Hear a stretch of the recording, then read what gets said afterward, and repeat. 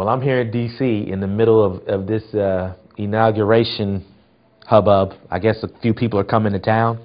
And Mr. Alex Curtis Midkiff Jr. hasn't slept much since election night. In the early hours of November 5th, his promotions company launched a Facebook page providing information on events and logistics for Barack Obama's inauguration. When we started it, we all had a base of a few Facebook friends that we had, and so that was the basis of the invites. And so we would start, and in the first couple of days, it'd be like, oh, we got to 200. And talk to my partners, and Eduardo and Kenneth, and be like, we got to 300.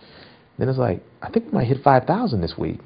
Midkiff and his partners are at the forefront of a singular phenomenon: web-savvy entrepreneurs harnessing social networking tools to connect people, plan events, and even make a quick buck off of Barack Obama's swearing in. Their inspiration? The president-elect himself. BarackObama.com's emphasis on community building was revolutionary.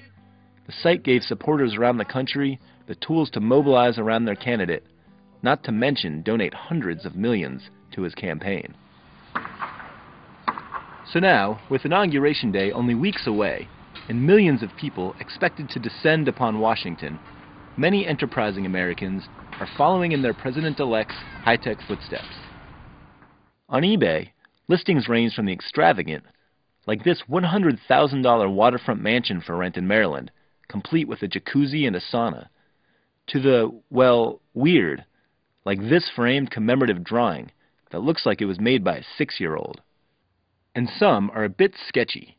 $199 for 4 tickets up the Washington Monument on Inauguration Day sounds great, but the National Park Service says it's unlikely the monument will even be open for the swearing-in. Also, be suspicious of sites offering high-priced inauguration tickets. They haven't even been allocated yet.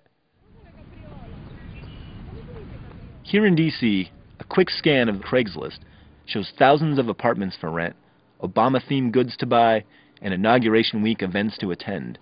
And some Washingtonians are finding even more creative ways to let the world know what they have to offer. My job is Web 2.0 consulting, so I'm trying to use as many of the social media tools as possible.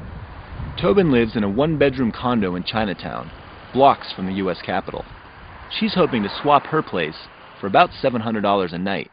So we started with Craigslist, which is kind of the standard, and from there I advertised it on my Google Talk status, on Facebook, on Twitter, and so my friends tweeted the URL for the Craigslist posting to all their friends. So it's been getting around. Once we decided that we were actually going to rent it, we decided that we needed to differentiate ourselves. So we came up with our own website, inaugurationlodgings.com.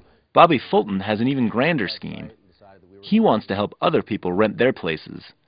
For a small commission, he promises to vet both parties and provide sample leases. So I'm saying if you're doing it early, then it's cool, because they need people in there at that 6 to 8 time frame. And then there's Midkiff, whose Facebook group has blossomed to nearly 20,000 people. He says his company's newfound popularity would have been difficult to achieve 4 years ago. This is the first election where in the YouTube era and in the social networking era, and so these tools had developed along the way, and then the president-elect, and not just he primarily, but a lot of the candidates integrated this into the system. So if you're heading to Washington for the inauguration, online is the place to be to make all of your plans and purchase all of your goodies. And who knows, you might even find something from the webmaster himself.